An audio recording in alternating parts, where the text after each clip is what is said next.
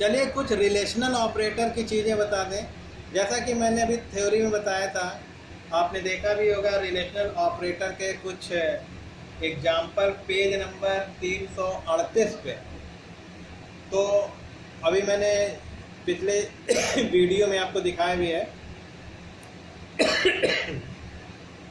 तो relational operator जो होता है,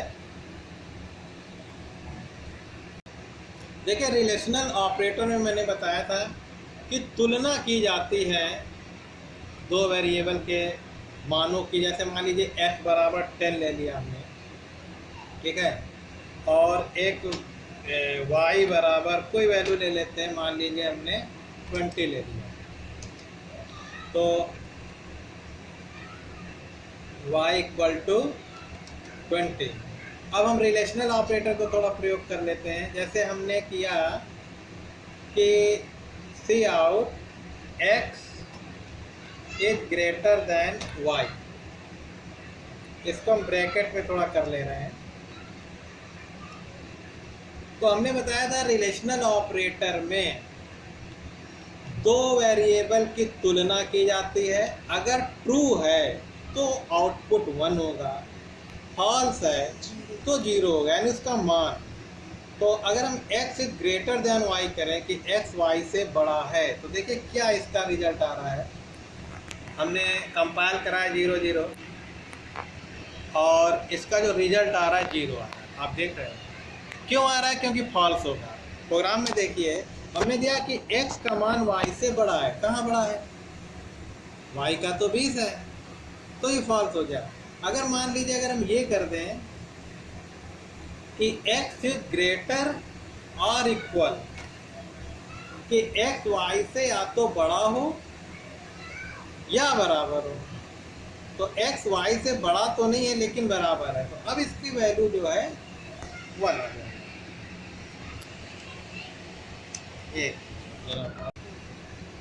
हाँ, तो 0 आ रहा था, ठीक आ रहा था। देखिए इसमें ये है ना कि x y से बड़ा हो या बराबर हो, तो x ना तो बड़ा है और ना ही बराबर है, इसलिए 0 आ रहा है ना, तो फॉल्स है। तो ये आपका 0 आएगा। अब देखिए जैसे अगर हमने कहा कि x इक्वल वाई, कि x y के बराबर है, तो भी 0 आएगा, क्योंकि x का मान y के बराबर नहीं है। अब देखिए हमने ये 0 0 कंपाइल कराया और ये रन कराया, 0 आ गया। ठीक है, ये आपकी वैल्यू 0 आ गई। अब देखिए अगर हम, क्योंकि ऑपरेटर मैं समझा रहा हूँ, ये देखिए इक्वल ऑपरेटर होता है, greater than, less than, equal. अब जैसे नॉट इक्वल देखिए कैसे यूज होता है। नॉट इक्वल, ये नॉट और ये इक्वल। हमने कहा कि x y के इक्वल नहीं है, तो ट्रू है, तो अब देखिए 1 आ जाएगा, ट्रू में 1 आएगा, ये 1 आ गया। ठीक है, तो इन ऑपरेटर्स का प्रयोग, इन ऑपरेटरों के प्रयोग से बहुत अच्छे अच्छे प्रोग्रामिंग बनेंगी जो आगे यूज होगा। अभी मैं सिर्फ ऑपरेटरों को बता रहा हूँ कि वो यूज कैसे होते हैं। तो आप कोई भी इस तरह का लॉजिक लगा के देख सकते हैं। अगर हम एंड और भी बता दें, हालांकि मैं इसे अभी आगे अगली थ्योरी में पढ़ाऊंगा, लेकिन फिर भी यहाँ देख सकते हैं। जैसे हमने कहा कि x इक्वल y, ठीक है, और एंड, ये एंड ऑपरेटर ऐसे ले लेंगे, and x is greater than 10। तो ये पूरा ऑपरेशन कुछ इस प्रकार होगा, ध्यान दें, कि x y के बराबर हो और x 10 से बड़ा हो। तो गलत है, x y के पहली बात तो बराबर नहीं है और 10 से बड़ा भी नहीं है, तो ये तो पूरी तरह फॉल्स है। ठीक है, 0 आ गया। लेकिन अगर आप देखिए, अगर हम इसमें ये कर दें कि x इक्वल 10 एंड y, कुछ भी बना सकते हैं, कोई भी logic, y is greater than 10, तो अब ये पूरा लॉजिक एंड से सही कि x 10 के बराबर हो और y 10 से बड़ा हो। अब देखिए पूरे लॉजिक में 1 आ जाएगा। ये बिल्कुल वैसे ही है जैसे एंड गेट में आपने पढ़ा था कि जब दोनों का मान 1 होगा तो आउटपुट 1। कोई एक गलत हो, अगर हम यहाँ पे ये कर दें कि y लेस देन 10, कि x 10 के बराबर हो और y 10 से छोटा हो, तो x तो 10 के बराबर है लेकिन y 10 से छोटा नहीं है, तो ये पूरा स्टेटमेंट फॉल्स हो जाएगा। ठीक है, 1 नहीं, x, हाँ x equal to 10 and y is less than 10। हाँ तो बेटा देखिए, क्योंकि ये बड़ा एक्सप्रेशन होता है लॉजिकल एंड और, क्योंकि एक एक्सप्रेशन आपका, एक एक्सप्रेशन ये है, एक्सप्रेशन ये, तो एक ब्रैकेट आपका इसके लिए होगा और फिर इस पूरे का होगा, तभी वो लेगा। अब देखिए x 10 के बराबर हो और y 10 से छोटा हो, ठीक है, तो दोनों ट्रू हैं। x 10 के बराबर भी है और y की वैल्यू 10 से नहीं, y की वैल्यू 10 से छोटी हो, तो ये गलत है, दूसरा वाला गलत है, पहला वाला सही, तो लेकिन एंड में दोनों सही होना चाहिए। अब इसका मान 0 आएगा, ठीक है। अब इसमें एक चीज़ इंटरेस्टिंग चीज़ हम 0 देखिए आ रहा है। अब एक चीज़ हम ये देख रहे हैं, हम कोई चेंजिंग नहीं कर रहे हैं, यहाँ और लगा दे रहे, तो और का यूज समझ लीजिए। और में हमारा ऑपरेटर, और में देखिए ये ऑपरेटर लगता है। अब देखिए पूरा स्टेटमेंट वही है, लेकिन और में क्या है, अभी देखिए पूरा स्टेटमेंट कैसे पढ़ा जाएगा, x बराबर 10 या y 10 से छोटा हो। अब यहाँ या लग, यानी कोई एक सही है तो 1 आएगा, यानी x बराबर 10 तो है लेकिन y 10 से छोटा नहीं है, फिर भी या लग गया, तो अभी ये इसका मान 1 आएगा। ये देखिए ये 1 आ रहा है, ठीक है। तो इस प्रकार इन ऑपरेटर को मैंने सीधा समझाया है। वैसे इनका प्रोग्राम में जब यूज होगा कुछ अच्छे लॉजिक में, तो इसको हम और समझेंगे। हाँ तो बेटा देखिए पेज नंबर 336 में वापस हम इंक्रीमेंट ऑपरेटर को एक बार फिर समझा रहे हैं।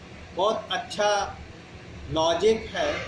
देखिए इंट काउंट, यानी काउंट एक वेरिएबल ले लिया, एक्स वाई आप कुछ भी ले सकते हो, और काउंट बराबर तो ज्यों का त्यों आएगा, और फिर हम यहाँ काउंट लिख रहे हैं, COUNT काउंट, और काउंट की वैल्यू प्रिंट करा रहे हैं, तो देखिए कितना आएगा, 5 आ जाएगा, जो भी हमने वैल्यू ली है।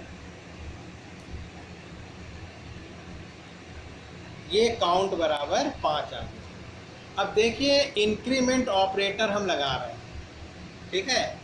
अगर हम, जैसा कि दिया हुआ है कि अगर हम इसी में समझा रहे हैं कि अगर हमने प्लस प्लस लगा दिया, डायरेक्ट हम इसी में बता रहे हैं, किताब में अगली लाइन दी हुई है। चलिए इसी के हम कॉपी करके बताते हैं आपको।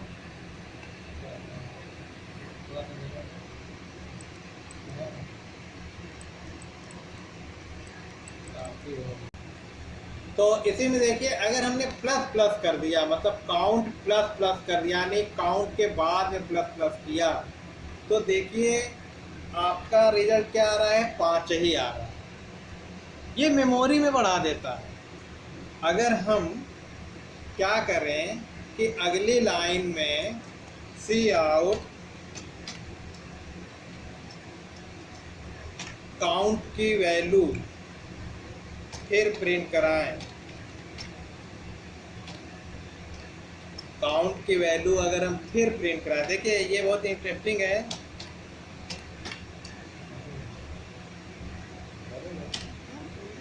अब देखिए हमने कहा था कि पहले तो काउंट की वैल्यू 5 थी, काउंट प्लस प्लस करने पे आप देख रहे थे वो 5 ही दिखा रहा था, लेकिन फिर अगर हम काउंट प्रिंट कराएं तो देखिए 6 आ जाएगा, जबकि ऑपरेटर एक ही बार यूज। अब देखिए क्या हो गया, 6 आ गया, जबकि यहाँ पे वो 5 ही दिखा रहा। लेकिन अगर हम यहीं पे आपको बता दें प्लस प्लस कर दें पहले, ये इंटरेस्टिंग चीज़ देखिए क्या होगा। काउंट की वैल्यू 5 है, काउंट प्लस प्लस जब कर देंगे तो मेमोरी में वो 6 कर देगा। लेकिन अगर आप पहले प्लस प्लस लगा दोगे तो एक और बढ़ा के 7 कर देगा। अब देखिए उसकी आएगी 5 और इसकी आएगी 7। देखिए इंटरेस्टिंग चीज, ठीक है। तो आप इस चीज को समझ रहे हो ना कि अगर देखिए प्लस प्लस अगर हम इसके देखिए आगे भी कर दिए पीछे भी कर दिए, अब क्या होगा देखिए, अब वो 7 ही दिखाएगा लेकिन मेमोरी में वो 8 कर देगा। हालांकि ध्यान दें आप एक साथ ऐसे नहीं लिख सकते, तो इसको हम अगली लाइन में बता दे रहे हैं कि अब अगर हम इसकी अगली लाइन में सी आउट, चलिए आखिरी टॉपिक है सी आउट और प्लस एन काउंट इक्वल। अब देखिए हम काउंट अगर ले रहे हैं, ध्यान दीजिए एक बार फिर, इसको एक बार फिर समझ लीजिए, बहुत इंपॉर्टेंट है। काउंट की वैल्यू 5 लिया, अगर सिर्फ हम काउंट प्रिंट कराते तो भी 5 कर रहा था, और काउंट प्लस प्लस कर रहे हैं बाद में लगा रहे तो भी 5 कर रहा है। लेकिन वो मेमोरी में बढ़ा देता है, मेमोरी में क्योंकि बढ़ा देता है और फिर हमने शुरू में प्लस प्लस किया तो एक और बढ़ा देगा, ठीक है। तो अब ये हमारी क्या वैल्यू आएगी, 7 और 7। अब ये देखिए 5 फिर बढ़ाया मेमोरी में 6 हो गई, फिर एक 7। और अगर हमने यहाँ पे प्लस प्लस कर दिया तो भी 7 ही दिखाएगा, लेकिन अगली नेक्स्ट लाइन में वो हमको 8 दिखाएगा। तो सी आउट एन सी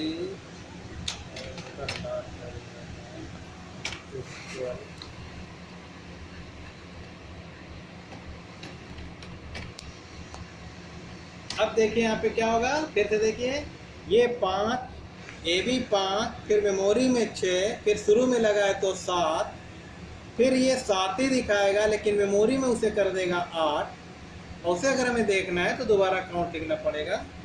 तो इस प्रकार से इसको हम समझ सकते हैं कि आगे पीछे लगाने से कैसे फर्क है। बहुत सीधी सी बात ये है कि अगर इंक्रीमेंट या डिक्रीमेंट ऑपरेटर वेरिएबल के पहले लगाते हैं तो वैल्यू को कम या ज़्यादा वो पहले कर देता है, फिर आपको वैल्यू शो करता है। यदि आप बाद में लगाते हैं तो वेरिएबल की वैल्यू पहले वो दिखाता है स्क्रीन पे, फिर उसे मेमोरी में जाके इंक्रीमेंट या डिक्रीमेंट करता है। तो ये सारी चीज़ें थोड़ा सा आपको कुछ चीज़ें टफ लग रही होंगी, लेकिन बहुत आसान ऑपरेटर है, इनको डायरेक्ट बताया गया जिस तरह बुक में नॉर्मल तरीके से है, फिर इनका आगे चल के प्रोग्राम में यूज होगा तो इनके और उपयोग समझ में आएंगे। ठीक है, चलिए बाकी अब अगले प्रैक्टिकल में।